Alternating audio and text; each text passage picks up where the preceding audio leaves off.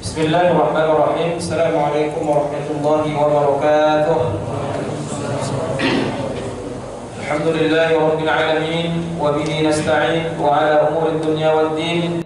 Wassalatu wassalamu ala asyrafil anbiya'i wal mursalin nabiyina Muhammadin wa ala alihi wa sahbihi ajma'in. Ya ayyuhalladzina amanu taqullaha haqqa tuqatih wa la tamutunna illa wa antum muslimun.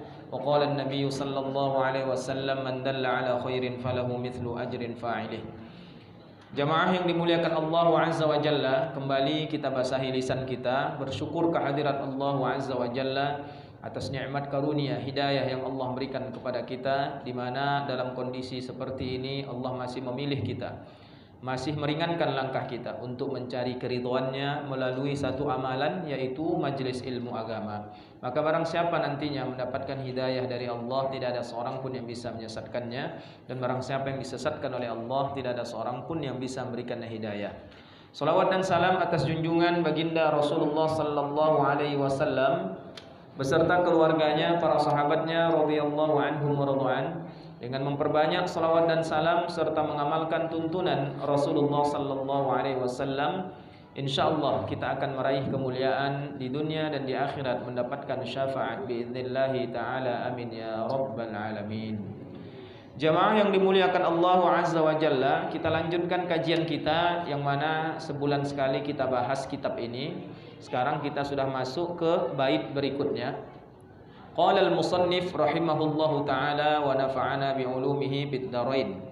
Berkata penulis kitab Syekh Muhammad At-Tamimi rahimahullahu ta'ala, i'lam arsyadakallah li ta'atih annal hanafiyyata millata Ibrahim an ta'budallaha wahdah.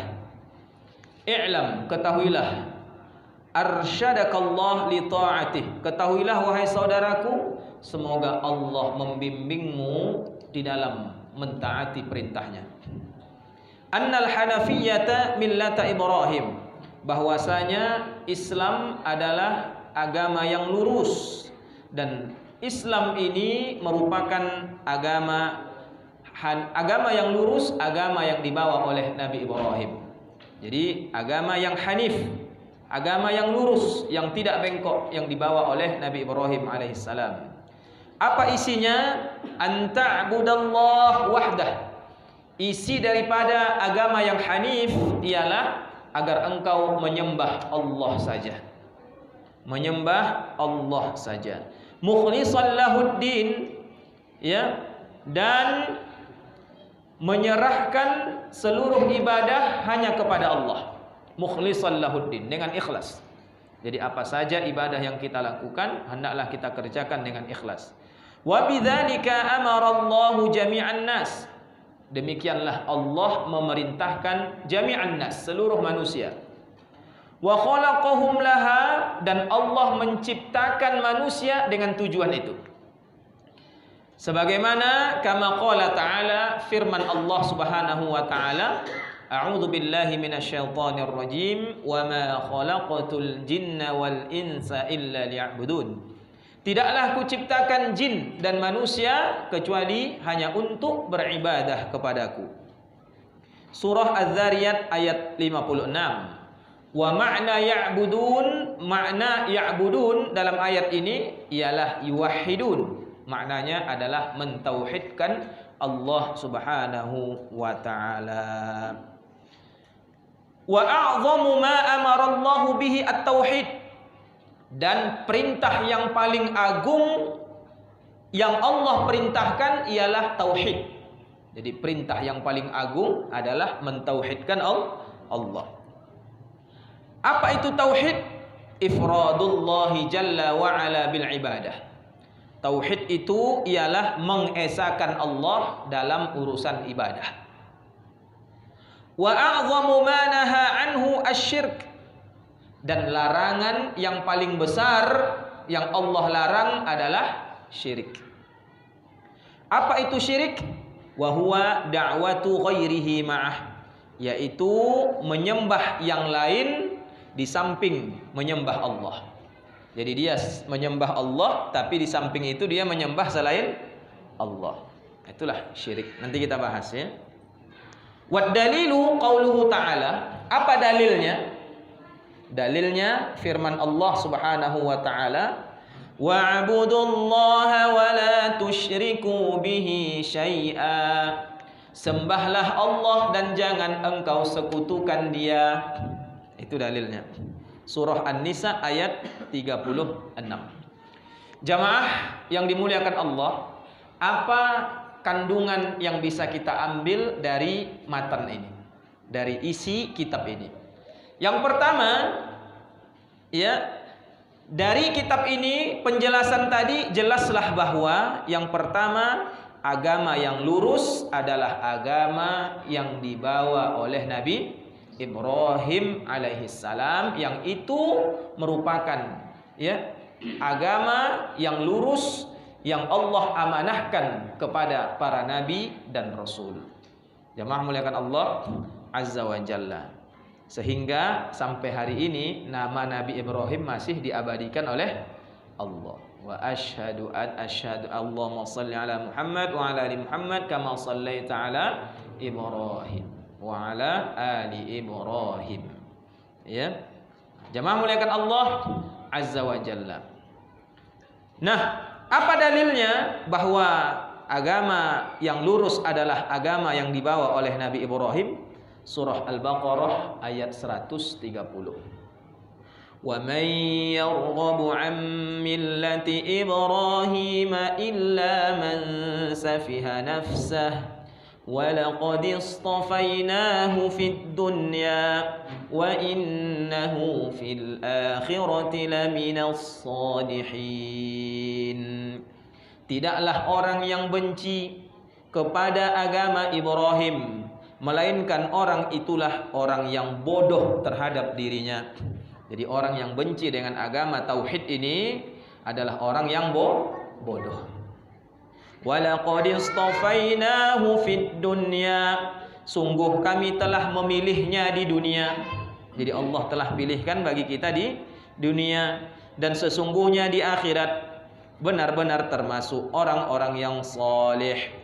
Surah Al-Baqarah ayat 130. Jadi Allah menegaskan kepada kita bahwa agama tauhid, agama yang Nabi Ibrahim telah meletakkan pondasinya. Kalau ada orang yang membenci ajaran tauhid, membenci agama tauhid, ya, yang hanif, yang lurus, yaitu Islam, maka mereka adalah orang-orang yang bodoh. Kalau dia orang Islam benci dengan ajaran Islam, berarti dia orang munafik. Ya, orang munafik. Karena tidak ada orang yang benci dengan Islam kalau dia umat casingnya Islam, kecuali dia adalah orang-orang munafik. Jamaah muliakan Allah azza wa jalla. Makanya di antara azab yang paling mengerikan itu adalah azabnya orang munafik.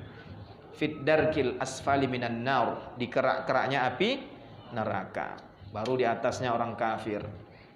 Ya. Jamaah muliakan Allah azza wa jalla. Dan neraka yang paling panas itu adalah keraknya. Ya, semakin tinggi neraka itu semakin ringan siksanya. Kalau sorga semakin tinggi semakin nikmat. Kalau neraka semakin rendah semakin mantap. Ya, semakin dahsyat azabnya. Dan seringan-ringan neraka, tercelup telapak kaki mendidih otak. Itu neraka yang paling ringan. Jadi apinya cuma sampai kaki, telapak kaki.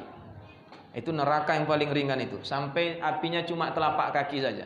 Kalau neraka orang munafik, terbenam terus sampai ke dasar. Ya, jadi bertingkat-tingkat neraka itu. Neraka yang paling ringan, apinya sampai telapak kaki tapi mendidih otak. Lalu mereka ditanya, bagaimana menurut engkau neraka ini? Apa kata penghuni neraka yang paling ringan itu? Inilah neraka yang paling mengerikan, yang enggak dirasakan oleh orang lain. Padahal itu yang paling ringan. Jamaah muliakan Allah azza wa jalla. Baik, ya. Jadi orang yang benci dengan agama tauhid ialah orang yang bodoh. Dialah orang yang bodoh. Nah, baik.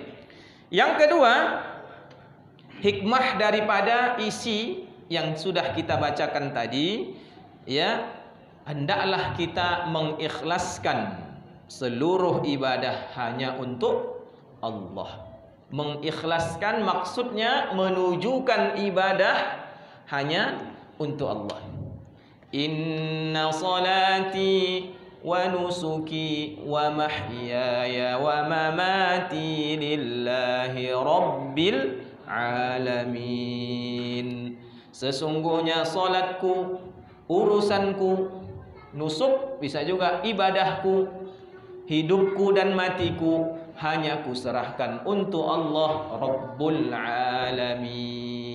Hidup mati untuk Allah. Ya, enggak apa-apa orang meninggalkan kita, asalkan jangan Allah meninggalkan kita.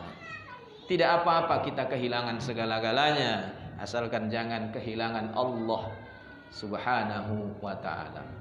Tidak apa-apa orang membenci kita ketika mengamalkan Islam, memusuhi kita ketika mengamalkan Islam, asalkan jangan Allah lah yang memusuhi awak. Ya, karena kata Nabi, manil tamasa ridallah bisakhatin nas. Barang siapa yang mencari ridha Allah meskipun mendatangkan murka manusia, maka Allah akan menolong dia. Ya, Allah akan tolong dia dari kejahatan manusia. Wa manil tamasa ridwan nas bisakhatillah. Sebaliknya barang siapa yang mencari keridhaan manusia sementara dia tahu itu adalah perkara yang dimurkai oleh Allah, maka Allah akan biarkan dia dengan urusannya. Tak peduli oh bante kau lah, apa nak kau buat lah, terserah. Kalau ada kita di rumah punya anak sudah tongkah gingging pula, kalau kita selaku orang tuanya apa? Bante kau lah, hendak telentang, hendak telangkup, hendak tengkurap, terserah. Kalau bahasa Jawanya apa? Los, gitu ya. Enggak open, ya, enggak open. Hati-hati, Pak. Ya, kalau Allah sudah membiarkan kita, terserah kaulah di dunia ini. Sampai dalam hadis disebutkan, fa illam tastahi fasna' ma syi'ta. Kalau kau dah enggak punya malu lagi, silahkan buatlah sesuka hati. Tak open lagi. Ya. Maka ibadah apa saja yang kita lakukan lillahi ta'ala. Disebutkan dalam surah Al-Bayyinah ayat 5. Wa ma umiru illa liya'budullaha mukhlishina lahud-din hunafa. Mereka tidaklah diperintahkan kecuali menyembah Allah dengan ikhlas. Ya, dengan ikhlas. Jadi jangan coba-coba kita sholat karena ada tujuan dunia, karena ada tujuan sesuatu.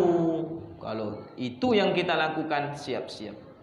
Ya, ibadah kita tidak akan bernilai di sisi Allah Subhanahu wa ta'ala. Ya, jamaah muliakan Allah Azza wa Jalla. Apa kata Imam Hasan Al-Basri, man kanat salatuhu lam tamna'hu minal fahsya'i wal munkar lam yazdad minallah illa bu'dan. Barang siapa yang salatnya tidak mampu mencegah dia dari perbuatan keji dan mungkar, maka sesungguhnya dia telah semakin jauh dari Allah. Padahal fungsi salat apa? Inna sholata tanha anil fahsya'i wal munkar. Salat itu fungsinya mencegah perbuatan keji dan mungkar. Tapi kalau dia salat tetap berbuat keji, berarti nggak ada manfaat salat bagi dirinya. Salat juga menipu juga. Salat juga mencel juga. CL sini cocok sama bahasanya.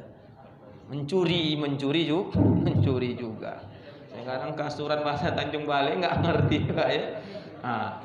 Ya, salat juga, korupsi juga. Berarti salatnya tidak mampu mencegahnya. Apa sebabnya salatnya nggak mampu mencegah perbuatan keji dan mungkar? Kata Abul Aliyah, salah seorang ulama salafus saleh, paling tidak ada 3 perkara yang harus kita hadirkan di dalam salat kalau salat kita mau berhasil mencegah perbuatan keji dan mungkar. Yang pertama, al-ikhlas.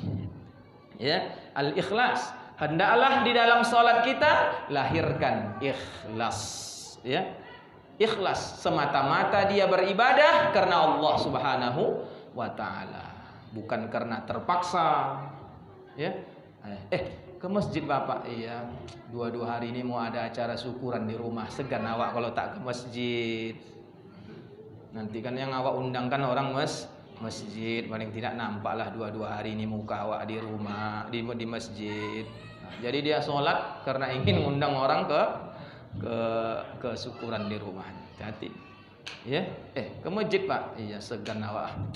Ya, rumah awak dekat masjid, saya sekali ke masjid lah, nampak pinomat seminggu sekali daripada tidak. Jadi dia sholatnya ya bukan karena Allah. Dia dengar azan itu karena segan tengok orang, ya, segan ini, segan itu. Nauzubillah. Kalau seperti itu sholatnya, itu nanti kalau dia sholat juga maksiat juga. Ya, yang kedua kata Abul Aliyah al-khosyah.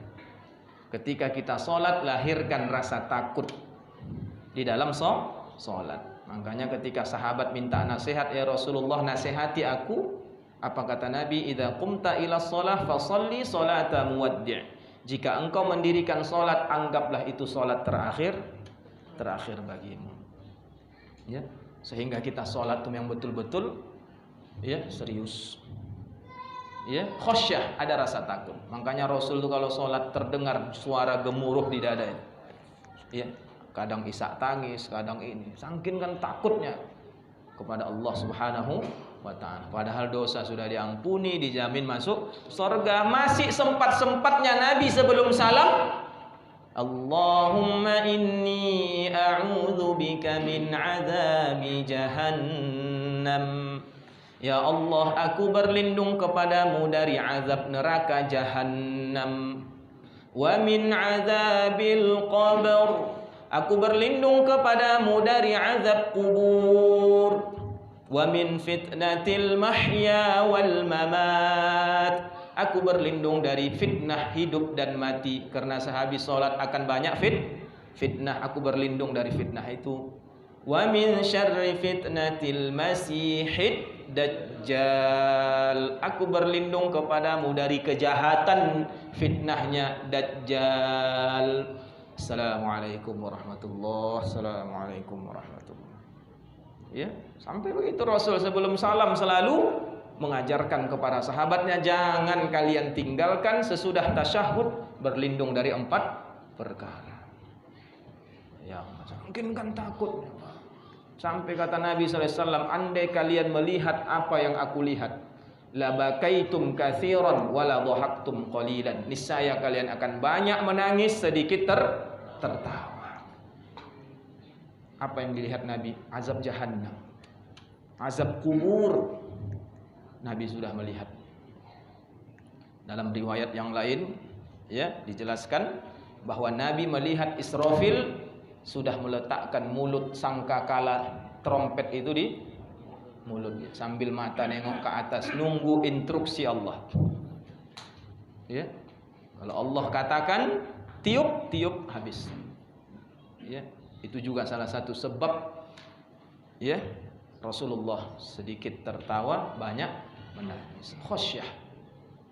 Ya.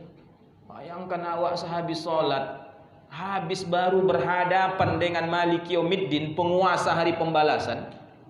Sempat-sempatnya awak nengok sendal orang, ini agak berkilat ini sedikit bahagia. Itu karena sendal kawan. Syap, begitu. Ya. Sempat-sempatnya mencuri infak masjid. sempat. Ini kan ya luar biasa itu. Ya. Seolah-olah Allah enggak nengok itu perasaan dia itu. Ya. Ngeri, Pak. Jemaah muliakan Allah Azza wa Jalla, khosyah. Yang terakhir kata Abul Aliyah, kalau solat kita mau bermanfaat, lahirkan zikrullah, ingat Allah. Mulai dari takbir terus kita ingat Allah sampai salam. Makanya qad aflahal mu'minun alladzina hum fi salatihim khashi'un. Beruntunglah orang beriman yang kapan beruntungnya? Ketika mereka khusyuk di dalam salat. Khusyuk dalam salat. Mulai dari takbir Allahu Akbar, dia ingat Allah. Engkaulah maha besar ya Allah. Aku ini kecilnya aku. Sehingga sehabis sholat apa yang mau dia sombongkan? Ya, Alhamdulillahi Rabbil Alamin. Segala puji bagimu ya Allah, Engkaulah pemilik seluruh alam semesta. Berarti kalau kita sadari itu, apa yang kita miliki adalah bukan milik kita. Ar-Rahmanir Rahim, Maha Pengasih lagi Maha Penyayang. Maliki Yaumiddin, penguasa hari pembalasan. Berarti apa yang kita buat kelak akan dibalas. Di dunia boleh pengadilan banyak, walaupun keadilan susah didapatkan, tapi di akhirat tidak ada satu hakim pun yang akan selamat dari pengadilan Allah Subhanahu wa ta'ala. Iyyaka na'budu wa iyyaka nasta'in. Hanya kepadamu lah ya Allah kami menyembah, dan hanya kepadamu lah ya Allah kami minta pertolongan. Teringat awak, astagfirullah, di pinggangku ada jimat nah belum ku cabut. Padahal katanya tadi hanya kepada engkau kami minta tolong. Rupanya tengoknya cincin habis. Ya, ini peninggalan NATO tuh ini. Aduh. Ini yang membuat tunduk atasan. Ya, kalau yang ini membuat istri-istri orang terpesona nengok. Ya. Nah, kalau yang ini lancar rezekiku. Apa artinya dia membaca Iyyaka na'budu wa iyyaka nasta'in? Hanya kepadamu kami menyembah, hanya kepadamu kami minta tolong. Sampaikan pulang dia di rumah, karena dia ingat tadi sholatnya tadi. Sampai buka pintu nampaknya masih ada di atas pintunya tulisan Arab-Arab putus. Ya, yang kata mbah itu kalau ini ada di muka pintumu, setan, dedemit, kuntilanak segala macam nggak berani masuk. Padahal banyak yang masuk. Ya. Satu sisi dia nyembah Allah, satu sisi dia minta pertolongan kepada selain Allah Subhanahu wa ta'ala. Coba. Jadi sholat dia sia-sia nantinya. Ihdinas siratal mustaqim. Dihayati ya Allah, tunjukilah aku jalanmu yang lurus ya Allah. Hidup cuma sekali. Kalau sempat aku tidak berada di jalan yang lurus ya Allah. Jadi betul-betul dihayati. Siratal ladzina an'amta 'alaihim, sebagaimana jalan yang telah engkau beri nikmat atas mereka. Ghairil maghdubi 'alaihim, bukan jalan yang dimurkai. Waladdallin, bukan pula jalan orang-orang yang sesat. Teringat dia. Sehingga ketika seusai sholat ada manfaat dalam sholatnya. Ketika dia mau sombong, mau angkuh, teringat dia barusan sujud, tempat kotorannya lebih tinggi dari kepalanya. Ya, ketika sujud, apa mau sombongkan coba? Ya, sujud awak. Ketika ruku, punggung orang di kepala awak, tak marah awak. Coba habis sholat di punggungnya orang awak. Hah? Pulang dari masjid, ini bapak kata punggungnya, marah gitu. Marah. Ketika sholat, ya, menunjukkan kita derajatnya semuanya sama. Ya, presiden mau datang terlambat masbuk di sana belakang. Mau jenderal masbuk sholat belakang. Nggak bisa. Pas sholat imamnya, presiden datang buka shop bisa? Nggak bisa, mana bisa? Semuanya sama. Ya. Kebetulan Pak Satpam yang bisa jadi imam, Pak Satpam yang jadi imam. Belakangnya siapa? Jenderal, bintang 2, bintang ini, nggak bisa. Nggak bisa imam ini, aku ketua, aku yang jadi imam, aku ketua ya. Nggak bisa. Cek dulu bacaannya. Ya, paham nggak dia tata cara sholat? Nggak bisa sembarangan. Itulah menunjukkan kita ini semuanya sama di sisi Allah Subhanahu wa taala. Yang membedakan apa? Takwa. Memuliakan Allah Azza wa Jalla. Artinya kita butuh kepada orang lain. Nggak bisa kita hidup sendiri. Kaya kita, butuh kita kepada pembantu. Bisa kita kaya nyapu sendiri, nyuci sendiri bisa? Nggak ada. Malah kadang-kadang lebih kaya lagi yang pembantu dari yang punya rumah. Karena yang menikmati rumah itu siapa? Pembantu. Yang punya rumah mana? Pergi pagi pulang malam. Pergi pagi pulang malam. Yang nikmati AC pembantu. Yang nonton TV pembantu. Makan jelas, gaji jelas. Ya. Yang nyari duit siapa? Yang punya rumah. Ya, rumah. Jadi apa yang mau sombongkan coba? Hah? Awak mau merendahkan orang lain, awak naik mobil, bisa rupanya bocor ban awak bolu sendiri. Cari juga tukang tempel ban. Jadi nggak bisa kita. Ya. Kita pangkat tinggi, kalau nggak ada bawahan bisa pangkat tinggi? Nggak bisa, karena ada bawahan kita. Ya. Karena ada bawahan kita. Nggak bisa kita, aku jenderal ya, mana bawahan kita? Ya, nggak bisa. Maka jamaah muliakan Allah Azza wa Jalla ini. Makanya Allah Subhanahu wa taala sangat benci kepada 3 golongan ini. Ya, salasatun la yukallimuhumullah yaumal qiyamah wa la yuzakkihim wa lahum adzabun alim. 3 golongan yang Allah tidak mensucikan mereka, Allah tidak mencakapi mereka, dan Allah tidak peduli kepada mereka nanti pada hari kiamat. Siapa itu? Bagi mereka azab yang pedih. Siapa itu? Yang pertama, wa malikun kadzdzab, pemimpin yang pendusta. Kalau awak sudah pemimpin, ngapain lagi berdusta awak? Ya, jari telunjuk awak ini berharga. Tinggal masih berlaku nggak? Berlaku ini kalau kita pemimpin. Jangan kena aja presiden, rumah tangga saja masih berlaku ini. Ngapain awak berdusta? Ya. Apalagi wasyaikhun zanin, orang tua yang masih suka berzina. Sudah tua. Ya. Tenaga pun sudah nggak ada. Ya. Tapi selera saja yang ini. Selera saja dia. Ini orang tua yang masih suka berzina. Allah sangat benci. Seharusnya kalau sudah tua itu kan sadar di diri kita. Kita sadar diri. Ya, sadar diri kita. Apalagi usia sudah 40 tahun ke atas. Ya. Ini batas yang Allah kasih 40 tahun ke atas itu batas di mana Allah perintahkan kita untuk taubat, memperbaiki diri. Itu 40 tahun ke atas. Sampai kata para ulama, siapa yang udah usianya 40 tahun gak ada perubahan bagi dirinya, maka dia akan susah untuk merubah diri. Jadi kalau sebelumnya dia malas sholat 40 tahun ke atas pun tetap dia akan terbiasa malas sholat. Makanya hati-hati. Surah Al-Ahqaf ayat berapa? 18 ya. Masalah usia 40 tahun. Nanti bisa dicek. Yang ketiga, wa'ailun mustakbir. Orang miskin sombong. Ini Allah benci kalian. Kalau kaya sombong masih mending, masih ada dalam kamus. Kalau udah miskin sombong pula. Ya. Apa enggak geram malaikat itu nengok?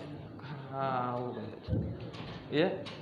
Apa yang kau anggarkan gitu? Wah, dihajar sama malaikat. Miskin sombong. Ya, ayo Pak ke masjid. Aduh, enggak sempat, banyak urusan. Ya, padahal susah, banyak urusan. Kok tadi kaya dari Pak Mujid, aduh enggak sempat sawit, mengurus sawit, masih mending lah. Ya, artinya masih ada harap di dunia, masih bisa lah dia ini. Ya. Nah, walaupun nanti sengsara di akhirat. Ini nanti sudah di dunia sengsara, di akhirat pun sengsara. Amilatun nasibah tasla naron hamiyah. Di dunia mereka bersusah payah, di akhirat masuk pula ke dalam neraka kata Allah. Jadi Allah benci sekali. Jadi 3 golongan ini merupakan golongan yang pada dasarnya la ya'rifu qadrah, tidak tahu ukuran dirinya, ya, yang tidak tahu ukuran dirinya. Maka jamaah muliakan Allah Azza wa Jalla. Oleh sebab itulah hendaklah kita mengikhlaskan seluruh ibadah kita hanya kepada Allah Azza wa Jalla. Yang ketiga, hikmah yang bisa kita ambil dari kandungan materi ini, bahwa ingat tugas utama kita adalah beribadah. Tugas utama, ya. Wa ma khalaqtul jinna wal insa illa liya'budun. Tidaklah kuciptakan jin dan manusia kecuali untuk beribadah kepadaku. Ya, apa pekerjaan bapak? Saya adalah abdinya Allah.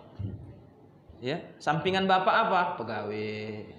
Sampingan bapak apa? Jaga kebun. Sampingan bapak apa? Hah? Jual sule. Itu sampingan. Sampingan bapak apa? Sampingan. Tugas utama apa? Nyembah Allah Subhanahu wa taala. Jadi jangan sempat sampingan itu mengalahkan tugas utama kita. Ya, hayya 'alas shalah. Pas azan gitu situlah padat-padatnya orang beli. Maaf Pak ya. Saya mau ngerjakan tugas utama saya. Kalau Bapak mau nanti silahkan kita lanjutkan sehabis saya sholat. Kalau enggak saya cabut dulu Pak. Saya sholat dulu. Ya, udah sholat. Habis sholat berapa lama lah sholat? Setengah jam kadang enggak sampai sholat. Ya, lebih lama lagi main HP, tahan 2 jam, 3 jam, apalagi pulang ngaji mau terjatuh-jatuh HP-nya tertidur. Ya, tahan berjam-jam. Ya, sholat berapa jam lah? Enggak ada yang sampai sholat sejam 2 jam orang sholat, enggak ada. Ya, apalagi zaman sekarang. Inna a'tainakul huwallah, inna a'tainakul huwallah. Udah hebat betul itu. Ya. Enggak ada yang lama-lama. Jadi enggak ada alasan enggak sempat sholat, enggak ada alasan. Kecuali memang ada uzur yang bisa menyebabkan bahaya diri, maka bolehlah dia mengulur. Maka jamaah muliakan Allah Azza wa Jalla. Jadi tugas utama kita apa? Beribadah. Sampai dalam kondisi perang pun masih disuruh sholat. Sholat dalam kondisi perang. Ada tata cara sholat kondisi perang. Ya, maka jamaah muliakan Allah Azza wa Jalla. Ini yang harus kita perhatikan, karena yang butuh dengan Allah adalah kita.